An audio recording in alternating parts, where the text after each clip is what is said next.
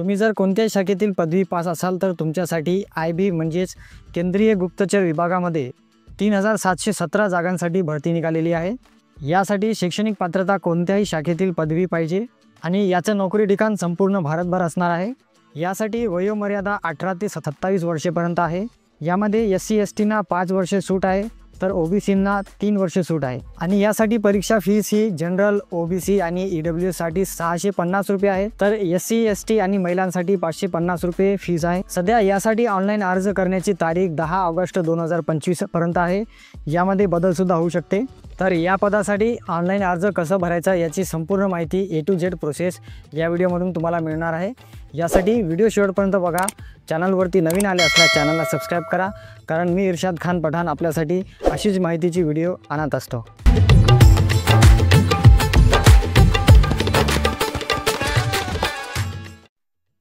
तर online form भरण्यासाठी बघा आपल्याला गुगलवर ही लिंक सर्च करायची आहे आणि ही लिंक खाली डिस्क्रिप्शनमध्ये सुद्धा दिली आहे।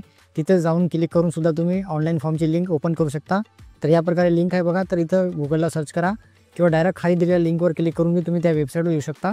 गुगलवर हे लिंक सर्च केल्यानंतर बघा इथं IB ACIO executive 2025 application form असं दिलेलं आहे। या लिंकवर आपण क्लिक करून येऊ शकता। याची लिंक खाली डिस्क्रिप्शनमध्ये सुद्धा दिली आहे, तिथून क्लिक करून सुद्धा तुम्ही डायरेक्ट या लिंकवर येऊ शकता। तर या लिंकवर आल्यानंतर अशी वेबसाईट ओपन होईल। तर सर्वप्रथम बघा इथं टू रीड ॲडव्हर्टाइजमेंट, तर इथं आपल्याला जाहिरात दिलेली आहे। तर इथं समोर क्लिक हे ऑप्शन दिलेलं आहे। इथं क्लिक करून आपण पूर्ण जाहिरात एकदा वाचून घ्या। किती जागा आहेत काय नाही याच्यामध्ये सर्व दिलेलं आहे कास्टनुसार आणि यासाठी पूर्ण जाहिरात टोटल दिलेली आहे ते पूर्ण एकदा वाचून घ्या। त्याच्यानंतर बघा आपल्याला या वेबसाईटवर आधी आपलं रजिस्ट्रेशन करायचं आहे। तर त्यासाठी बघा हे 4 नंबरचा ऑप्शन आहे टू रजिस्टर। तर इथं याच्यासमोर एक क्लिक हेअर असा ऑप्शन दिलेला बघा समोर। तर इथं क्लिक करून आपल्याला रजिस्ट्रेशन आधी करायचं आहे। तर इथं क्लिक केल्यानंतर आता आपला रजिस्ट्रेशन पेज ओपन झालेला आहे। तर सर्वप्रथम इथं पहिला ऑप्शन बघा पोस्ट नेम। तर आपल्याला आता जे पोस्टसाठी आपण भरत आहोत ते पोस्टचं नाव इथून क्लिक करून सिलेक्ट करायचं आहे। तर बघा assistant central intelligence officer grade 2 oblique executive असं ह्या पदाचं नाव आहे। ह्या पदासाठी आपण फॉर्म भरत आहोत तर ते इथून सिलेक्ट करून घ्या। त्याच्यानंतर इथं आपल्याला या बॉक्समध्ये कॅन्डिडेटचं फुल नेम, तर इथं तुमचं 10वीच्या सनदनुसार किंवा तुमच्या शैक्षणिक डॉक्युमेंटनुसार तुमचं इथं नाव एकदम सेम टू सेम टाकून घ्या। नाव टाकल्यानंतर खाली यायचं आहे आपल्याला। त्याच्यानंतर समोर खाली दिलेला बघा मोबाईल नंबर, तर इथं तुम्हाला मोबाईल नंबर टाकायचा आहे। त्याच्यानंतर समोर कन्फर्म मोबाईल नंबरमध्ये तोच नंबर चालू मोबाईल नंबर तुमचा डबल टाका। त्याच्यानंतर अल्टरनेट मोबाईल नंबर, तुमच्याकडे दुसरा अजून एखादा एक्स्ट्रा फोन नंबर आहे ते तुम्ही इथं टाकू शकता। त्याच्यानंतर ईमेल ॲड्रेस, तर इथं तुमचं चालू ईमेल ID तुम्हाला टाकायचं आहे। त्याच्यानंतर समोर कन्फर्म ईमेल ॲड्रेस, इथं सुद्धा तुमचं चालू ईमेल ID पुन्हा टाकायचं आहे। तर तुमचा मोबाईल नंबर आणि ईमेल ID एकदम ॲक्युरेट टाकून घ्या। मोबाईल नंबर आणि ईमेल ID अचूक टाकल्यानंतर खाली जनरेट OTP असा बटन आहे, तर इथं क्लिक करून तुम्हाला OTP जनरेट करायचा आहे। त्याच्यानंतर समोर तुम्हाला कॅप्चा येईल, तर हे समोर दिसलेला कॅप्चा खाली बॉक्समध्ये टाकून घ्या। त्याच्यानंतर खाली सबमिट बटन आहे, या सबमिट बटनावर क्लिक करा। आता बघा सबमिट केल्यानंतर तुमच्या मोबाईलवर आणि ईमेल IDवर OTP गेलेला आहे। ते OTP आता तुम्हाला इथं समोर टाकायचं आहे। तर इथं सर्वप्रथम ओके करून घ्या। बघा आता जे SMS OTP आला आहे ते इथं मोबाईल OTPमध्ये टाकायचं आहे। त्याच्यानंतर जे ईमेलला OTP आलेला आहे ते इथं समोर ईमेलमध्ये जे OTPचा बॉक्स दिलेला आहे तिथं टाकून घ्या। बरोबर मोबाईलच्या जागी मोबाईलचा टाका आणि ईमेलच्या जागी ईमेल असे दोन्ही OTP टाका। OTP टाकल्यानंतर समोर व्हॅलिडेट बटन आहे, या बटनावर क्लिक करून तुमचा मोबाईल नंबर व्हेरीफाय करायचा आहे, तर ते करून घ्या। त्याच्यानंतर पुन्हा तुमचा ईमेलचा OTP व्हॅलिडेट करून घ्या। आता दोन्ही OTP व्हॅलिडेट झाल्यानंतर तुम्हाला खाली यायचं आहे। खाली आल्यावर बघा एक डिक्लेरेशन दिलेलं आहे, ते डिक्लेरेशन एकदा पूर्ण वाचून घ्या। त्याच्यानंतर समोर बॉक्स आहे आय ॲग्री, इथं आपल्याला टिक करायचं आहे। टिक केल्यानंतर समोर अजून जे कॅप्चा दिलेला आहे इथं कॅप्चा टाकून घ्या। त्याच्यानंतर खाली व्हेरीफाय असं बटन आहे, इथं क्लिक करा। आता व्हेरीफाय बटनावर क्लिक केल्यानंतर आपल्याला आपलं पोस्ट नेम, आपलं फुल नेम, मोबाईल नंबर आणि ईमेल ID चेक करायचं ऑप्शन तिथं दिले आहे।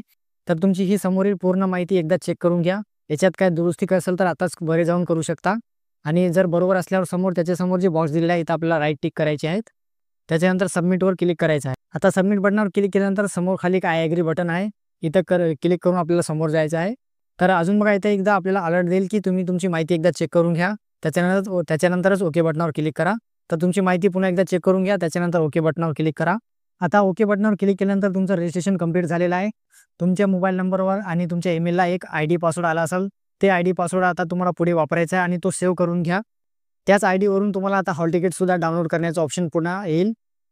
तर आता आपलं रजिस्ट्रेशन झालेलं आहे. आता आपल्याला फॉर्म भरायचा आहे.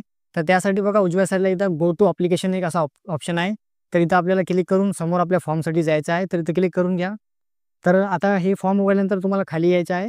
आता सर्वप्रथम बघायचं आपल्याला आता इथं आपल्याला ॲप्लिकेशन नंबर आपल्याला मिळालेला आहे, ते ऑटोमॅटिक येईल. त्याच्यानंतर आपल्या पोस्टचं नावसुद्धा ऑटोमॅटिक येईल. आता इथं आपल्याला आपलं जेंडर निवडायचं आहे, मेल, फिमेल तुमचं बरोबर निवडून घ्या. त्याच्यानंतर इथं समोर तुमची डेट ऑफ बर्थ टाकून घ्या. डेट ऑफ बर्थ टाकल्यानंतर इथं तुमची 10/8/2025 रोजी किती वय येत आहे तिथं आपल्याला ऑटोमॅटिक शो होईल. त्याच्यानंतर नॅशनॅलिटीमध्ये सिटिझन ऑफ इंडियामध्ये इथं आपल्याला ओके करायचं आहे. इथं एकच ऑप्शन आहे, ह्याच ऑप्शनवर आपल्याला ओके करायचं आहे. त्याच्यानंतर रिझर्वेशन कॅटेगरी, तर तुम्ही कोणत्या जात प्रवर्गामध्ये मोडता, तुमची कॅटेगरी कोणती आहे ती कॅटेगरी निवडून घ्या. तर तुमच्या कास्ट सर्टिफिकेटवर जे इश्यू नंबर दिलेला असते ते नंबर इथं टाकायचा आहे. ते जावा क्रमांकमध्ये सुद्धा असू शकते, तर तो नंबर इथं टाका. त्याच्यानंतर तुम्हाला कास्ट सर्टिफिकेट कधी मिळालेले आहे त्याचं तारीख सर्टिफिकेटवर दिलेली असते, ते तारीख या कॅलेंडरमधून निवडून घ्या. कॅटेगरी डिटेल टाकल्यानंतर आता तुम्हाला खाली यायचं आहे. त्याच्यानंतर आपलं फुल नेम आता ऑटोमॅटिक येईल. त्याच्यानंतर इथं तुमचं वडिलाचं नाव टाकायचं आहे. त्याच्यानंतर समोर आईचं नाव टाकायचं आहे, आईचं नाव टाकून घ्या. त्याच्यानंतर मॅरिटल स्टेटस इथं तुमचं वैवाहिक स्थिती टाकायची आहे, लग्न झालेलं आहे किंवा नाही झालेलं आहे ते तुमचं योग्य ऑप्शन टाकून घ्या. तर समोर आहे रिलिजन, इथं तुमचा धर्म निवडून घ्या. त्याच्यानंतर आपला मोबाईल नंबर आणि ईमेल आय डी ऑटोमॅटिक येईल. त्याच्यानंतर बघा युनिट आयडेंटिफिकेशन मार्क, तर तुमचं बॉडीवरलं एखादा शरीराचा खून ज्यानुसार तुम्हाला ओळखता येईल तसं एखादं मार्क तुम्हाला द्यायचं आहे. जसं आपण तीळ वगैरे दाखवतो शरीरावरलं, तसं ते ऑप्शन तुम्ही इथं तुम्हाला टाकायचं आहे आणि ते ऑप्शन टाकणं कंपल्सरी आहे. तर ते बरोबर ऑप्शन टाकून घ्या. त्याच्यानंतर आता तुम्हाला खाली यायचं आहे आणि तुम्हाला आता एक्झामसाठी इथं सेंटर निवडायचे आहेत. आपल्याला 5 सेंटर निवडायचे आहेत. तर ह्या दिलेल्या लिस्टमधून तुम्ही सेंटर तुमचे निवडून घ्या. त्यामध्ये बघा इथं समोर राज्याचं नाव दिलेलं आहे आणि त्या राज्यामधील जेवढे जिल्हे इथं सेंटरसाठी उपलब्ध आहेत ते जिल्ह्याचे ऑप्शन इथं दिलेले आहे. तर तुमचे 5 सेंटर निवडून घ्या. आता याच्यानंतर बघा आर यू एक्स सर्व्हिसमॅन, तुम्ही माजी सैनिक आहात का, असेल तर येस करा, नाही तर नो करा. त्याच्यानंतर आर यू स्पोर्ट पर्सन, तुम्ही खेळाडू वगैरे आहेत का, असेल तर तुमच्याकडे सर्टिफिकेट असेल तर इथं येस करा, नसेल तर नो करा. त्याच्यानंतर बघा आर यू गव्हर्नमेंट सर्वंट, तुम्ही गव्हर्नमेंट सर्वंट आहात का, तर असेल तर येस करा, नसेल तर नो करायचं आहे. जर येस केलं तर त्याची डिटेल तुम्हाला द्यावी लागेल, नसेल तर नो करा. त्याच्यानंतर 7 नेक्स्ट बटनावर क्लिक करा. आता बघा तुमचा डेटा सेव्ह झालेला आहे, इथं आता तुम्हाला ओके करायचं आहे. त्याच्यानंतर आता तुम्हाला इथं ॲड्रेस टाकायचा आहे. तर इथं तुमचं पूर्ण ॲड्रेस टाकून द्या, तुमचं गावाचं नाव, तुमच्या स्टेटचं नाव, त्याच्यानंतर जिल्हा, तालुका, त्याच्यानंतर पिनकोड हे टाकून घ्या.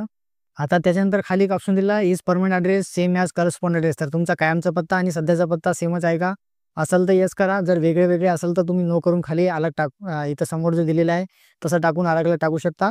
जर सारखं असेल तर ते येस करा, येस केल्यावर सगळं ते ऑटोमॅटिक येऊन जाईल. त्याच्यानंतर तुम्हाला थोडं खाली यायचं आहे आणि 7 नेक्स्ट बटनावर क्लिक करायचं आहे. आता इथं तुम्हाला तुमची शैक्षणिक डिटेल टाकायची आहे. त्यामध्ये बघा सर्वप्रथम 10वीची डिटेल, तर पहिल्या बॉक्समध्ये इथं तुम्हाला 10वीचं तुमचं बोर्ड टाकायचं आहे. जसं महाराष्ट्र स्टेट बोर्डमध्ये तुम्ही शिकला होता किंवा CBSE बोर्डमध्ये तर त्या बोर्डाचं नाव टाकायचं आहे. त्याच्यानंतर तुम्ही 10वी पास झालेलं इथं वर्ष निवडायचं आहे. त्याच्यानंतर 10वी तुम्ही कोणत्या शाळेतून शिकलात तर इथं तुम्हाला त्या शाळेचं नाव टाकायचं आहे इन्स्टिट्यूट नेममध्ये. त्याच्यानंतर इथं तुमचे 10वीचे सब्जेक्ट टाकायचे आहेत. त्याच्यानंतर क्वालिफाईडमध्ये 10वी इथं तुम्हाला पास ऑप्शन असं निवडायचं आहे. तर याच्यानंतर समोरचा ऑप्शन बघा तुमची 10वीची मार्किंग सिस्टीम कशी होती, पर्सेंटेजची होती की CGPA नुसार होती, ते तुम्हाला ऑप्शन निवडायचं आहे. जर पर्सेंटेजचा ऑप्शन घेतला तर तुम्हाला इथं टक्के टाकायला लागेल तुमचे 10वीचे, आणि CGPAचा ऑप्शन जर घेतला तरी तुम्हाला किती CGPA मिळालेला आहे तो CGPA तुम्हाला टाकायचा आहे, तो बरोबर टाकून घ्या. आता 10वीची डिटेल जशी टाकली आपण तशी तुमची इथं 12वीची डिटेल टाकून घ्या. त्याच्यामध्ये तुमचं नेम ऑफ बोर्ड, 12वीच्या बोर्डाचं नाव, त्याच्यानंतर पासिंग इयर, त्याच्यानंतर शाळेचं नाव, इन्स्टिट्यूटचं नाव, त्याच्यानंतर तुमचे 12वीचे सब्जेक्ट, त्याच्यानंतर क्वालिफाईडमध्ये इथं पास घ्यायचं आहे तुम्हाला, आणि त्याच्यानंतर तुमचं 12वीचं मार्किंग कसं होतं, पर्सेंटेज नव्हतं की CGPA नुसार, तर तुमचे ते पर्सेंटेज आणि CGPA इथं टाकून घ्या. आता इथं बघा महत्त्वाचं इथं ग्रॅज्युएशनची डिटेल आपल्याला बरोबर द्यायची आहे.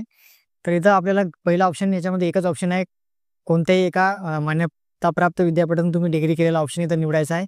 तर इथं एकच ऑप्शन आहे, ते सिलेक्ट करून घ्या. त्याच्यानंतर स्पेशलायझेशन तुमची डिग्री कोणती झालेली आहे, BA आहे, BCom आहे, BSc आहे, BBA आहे किंवा कोणती कोणती इतर डिग्री आहे, त्या डिग्रीचं नाव टाकून घ्या.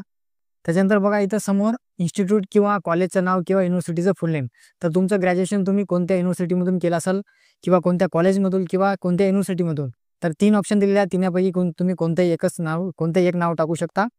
तर ते नाव टाकून घ्या. एक तर तुम्ही कॉलेजचं नाव टाकू शकता किंवा इन्स्टिट्यूटचं नाव टाकू शकता किंवा तुमचं युनिव्हर्सिटीचं. तर त्याच्यानंतर बघा तुमचं इन्स्टिट्यूट किंवा कॉलेज किंवा युनिव्हर्सिटी कोणत्या सिटीमध्ये होती, त्या गावाचं नाव इथे तुम्हाला लिहायचं आहे. त्याच्यानंतर तुमचं इन्स्टिट्यूट किंवा तुमचं कॉलेज किंवा तुमचं युनिव्हर्सिटी कोणत्या राज्यामध्ये आहे, तो राज्याचं नाव इथं निवडायचं आहे. त्याच्यानंतर बघा तुम्ही ग्रॅज्युएशनसाठी फर्स्ट इयरला केव्हा ॲडमिशन केलं ती तारीख इथं तुम्हाला टाकायची आहे. इथं दिलेलं आहे month and year of joining, म्हणजेच फर्स्ट इयर तुम्ही कोण्या तारखेला जॉईन केलेला आहे तो तारीख टाकायची आहे. तर तुमची इथं तुमचं जॉईनिंग मंथ आणि इयर निवडून घ्या. त्याच्यानंतर month and year of passing तर इथं तुम्ही ग्रॅज्युएशन तुमचं कधी पास झालेलं आहे त्याचं तुम्हाला पासिंग मंथ आणि इयर टाकायचं आहे. तर तुमचं ग्रॅज्युएशनचं पासिंग आणि मंथ इयर टाकून घ्या. त्याच्यानंतर क्वालिफाईडमध्ये इथं तुम्हाला पास ऑप्शन निवडायचा आहे. त्याच्यानंतर प्लीज सिलेक्ट द फॉलोइंग, म्हणजे इथं अजून तुम्हाला तुमची ग्रॅज्युएशनची मार्किंग पद्धत कशी होती ते तुम्हाला निवडायचं आहे. जसं पर्सेंटेजनं मार्क नव्हती तर ते ऑप्शन घ्यायचं आहे तुम्हाला. पर्सेंटेज ऑप्शन घेतल्यानंतर तुम्हाला इथं पर्सेंटेज टाकावं लागेल. जर CGPA नसेल तर इथं तुम्हाला CGPA टाकायचे आहे. तर तुमचा योग्य ऑप्शन टाकून घ्या. आता ग्रॅज्युएशनची डिटेल टाकल्यानंतर खाली यायचं आहे. आता इथं विचारलेलं do you have knowledge of computer, तर इथं तुम्हाला येस करायचं आहे. त्याच्यानंतर ॲडिशनल क्वालिफिकेशन, तुमच्याकडे एखादी ॲडिशनल डिग्री असेल तर त्याची डिटेल तुम्ही ते टाकू शकता. हे ऑप्शनल आहे, असेल तर टाका, नसेल तर आता खाली यायचं आहे. तर याच्यानंतर बघा समोर दिलेलं आहे do you have knowledge of foreign local language except English and Hindi. तर तुम्हाला हिंदी आणि इंग्लिश हे 2 लँग्वेज सोडून इतर दुसऱ्या भाषेचं नॉलेज आहे का? तर तुम्हाला असेल तर तुम्ही येस करू शकता, नसेल तर नो करा. जर असेल तर इथं टाकून घ्या, जसं उर्दू आहे याच्या व्यतिरिक्त किंवा मराठी आहे हे भाषा तुम्ही टाकून घ्या. त्याच्यानंतर तुमच्याकडे ह्या कामाचा एक्सपिरियन्स असेल तर येस करा, नसेल तर नो करा. त्याच्यानंतर खाली सेव्ह अँड नेक्स्ट बटन दिलेलं आहे, इथं क्लिक करून आता समोर यायचं आहे. तर इथं क्लिक केला तर आपला डेटा सेव्ह झालेला आहे. आता आपल्याला ओके करून समोर जायचं आहे. आता इथं आपल्याला डॉक्युमेंट आपले अपलोड करायचे आहे. तर त्याच्यामध्ये सर्वप्रथम बघा तुमचा पासपोर्ट फोटो इथं अपलोड करायचा आहे. तर इथं समोर क्लिक हिअर टू अपलोडवर क्लिक करून तुमचा फोटो अपलोड करायचा आहे. तिथे क्लिक केल्यानंतर असा ऑप्शन येईल. तर तुमचा पासपोर्ट कसा असायला पाहिजे बघा. तर तुमचा फोटो हे व्हाईट बॅकग्राऊंडमध्ये असला पाहिजे. त्याची साईज 100 ते 200 KBच्या आतमध्ये असली पाहिजे आणि कमीत कमी 200 रुपयामध्ये तुमचा फोटो स्कॅन असला पाहिजे आणि त्याचा जे फॉर्मॅट आहे ते JPG असला पाहिजे. तर इथं ब्राउज बटनवर क्लिक करून ते तुमचा फोटो अपलोड करून घ्या. आता फोटो तुमचा इथं अपलोड झालेला आहे. त्याच्यानंतर खाली क्लोज बटन आहे, क्लोज बटनवर क्लिक करून हे डायलॉग बॉक्स क्लोज करायचा आहे. आता याच प्रकारे तुम्हाला तुमची सिग्नेचर अपलोड करायची आहे. तर इथं ऑप्शन दिलेला आहे बघा क्लिक हिअर टू अपलोड, इथं क्लिक करायचं आहे. त्याच्यानंतर ब्राउज बटनावर क्लिक करून तुमची सिग्नेचरसुद्धा अपलोड करून घ्या. तर बघा तुमच्या सिग्नेचरची जी साईज आहे ते 80 ते 150 KBच्या आतमध्ये असली पाहिजे आणि JPG असाल तरच तुमचं ते सिग्नेचर अपलोड होईल. तर हे साईज बरोबर करून घ्या, नंतर सिग्नेचर अपलोड करून घ्या. तर आता फोटो आणि साईन अपलोड केल्यानंतर खाली तुमचं पेमेंट डिटेल येईल. पेमेंट डिटेल एकदा पाहून घ्या. त्याच्यानंतर थोडं खाली या. आता खाली केल्यावर इथं एक ऑप्शन दिलेला असा चूज युअर पेमेंट मोड. याच्यासमोर जे पेमेंट ऑप्शनचा गोल दिलेला आहे इथं आपल्याला टिक करायचं आहे. त्याच्यानंतर आता समोर खाली यायचं. आता इथे डिक्लेरेशन दिलेले आहे. हे डिक्लेरेशन एकदा पूर्ण वाचून घ्या. डिक्लेरेशन वाचल्यानंतर समोर एक बॉक्स आहे, तिथं सगळे बॉक्सला आपल्याला राईट करायचं आहे. त्याच्यानंतर थोडं खाली यायचं आहे. आता खाली आल्यावर जे समोर बॉक्समध्ये कॅप्चा दिलेला आहे ते खालच्या कोऱ्या बॉक्समध्ये तुम्हाला टाकायचा आहे. तर तो तुमचा कॅप्चा टाकून घ्या. कॅप्चा टाकल्यानंतर समोर खाली बघा इथं एक प्रिव्ह्यू बटन दिलेलं आहे. तर आधी सबमिट करू नका, आधी प्रिव्ह्यूवर क्लिक करा आणि तुमची माहिती एकदा चेक करून घ्या. तर प्रिव्ह्यू बटनावर क्लिक केल्यानंतर तुमची पूर्ण माहिती जी तुम्ही भरली होती ते पूर्ण इथं दाखवलं तुम्हाला. पूर्ण माहिती चेक करा, त्याच्यानंतर ओके करा. जर यामध्ये टाईप करता वेळेस काय चुकी झाली असेल तर तुम्ही इथं बॅक बटन जे दिलेलं आहे इथं बॅक जाऊन ते दुरुस्त करू शकता.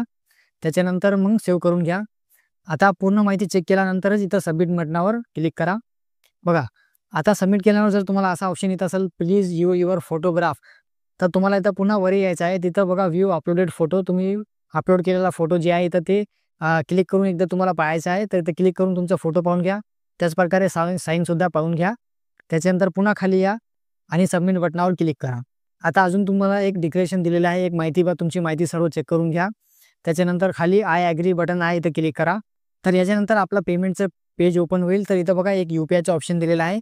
तर UPI म्हणून आपण इथून पेमेंट करू शकतो. तुमच्याकडे जर डेबिट कार्ड असेल तर तुम्ही डेबिट कार्डवरून सुद्धा पेमेंट करू शकता. नेट बँकिंग असेल तर ते करू शकता. त्याच्यानंतर किंवा इथं समोर UPIचं ऑप्शन दिलेलं आहे, इथून सुद्धा करू शकता. तर तुमचा योग्य ऑप्शन निवडून घ्या. UPI पेमेंटवरून थोडं सोपं जाते, त्यासाठी UPIवर क्लिक करून पेमेंट करू शकता. तर UPIवर क्लिक केल्यानंतर तुम्हाला एक असा ऑप्शन ओपन होईल. तर इथं बघा तुम्ही तुमचा VPN नंबर टाकून सुद्धा पेमेंट करू शकता किंवा समोर QR कोड आहे, इथं क्लिक केल्यावर QR कोड ओपन होते. तर या कोडला स्कॅन करू शकता आणि तुमचं पेमेंट करू शकता. तर तुमचं पेमेंट करून घ्या. आता पेमेंट केल्यानंतर तुम्हाला पुन्हा लॉग इन करायचं आहे. जर तुमचा फॉर्म लॉग आउट झाला असेल तर तुम्ही पुन्हा लॉग इन करून घ्या. तर इथं तुम्हाला जे मोबाईलवर किंवा ईमेल आयडीवर जे युजर ID आला होता तो ID इथं टाकायचा आहे. त्याच्यानंतर त्याचा जो तुम्हाला मोबाईलमध्ये पासवर्ड आलेला आहे तो पासवर्ड टाकायचा आहे. त्याच्यानंतर इथं तुमचा कॅप्चा टाकून घ्या आणि लॉग इन करून घ्या. आता लॉग इन केल्यानंतर तुम्हाला तुमचं फॉर्म प्रिंट काढायचा आहे. त्यासाठी बघा इथं राईट साईडला एक प्रिंटचा ऑप्शन दिलेला आहे, वरच्या साईडला ते क्लिक करा. इथे क्लिक केल्यानंतर तुमचं प्रिंट करायचा ऑप्शन इथं येईल. तर हा तुमचा फॉर्म प्रिंट काढून सेव्ह करून ठेवा हे तुम्हाला पूर्ण भविष्यामध्ये लागते. आणि जो तुम्हाला युजरनेम पासवर्ड आलेला आहे ते सुद्धा तुम्ही सेव्ह करून ठेवा आणि नोट करून ठेवा. ते तुम्हाला हॉल तिकीटसाठी पुन्हा लागते. तर व्हिडिओ आवडल्यास व्हिडिओला लाईक करा. चॅनलवर पहिल्यांदा आले असल्यास चॅनल सबस्क्राईब करा, कारण मी इर्शाद खान पठाण आपल्यासाठी अशीच माहितीची व्हिडिओ आणत असतो.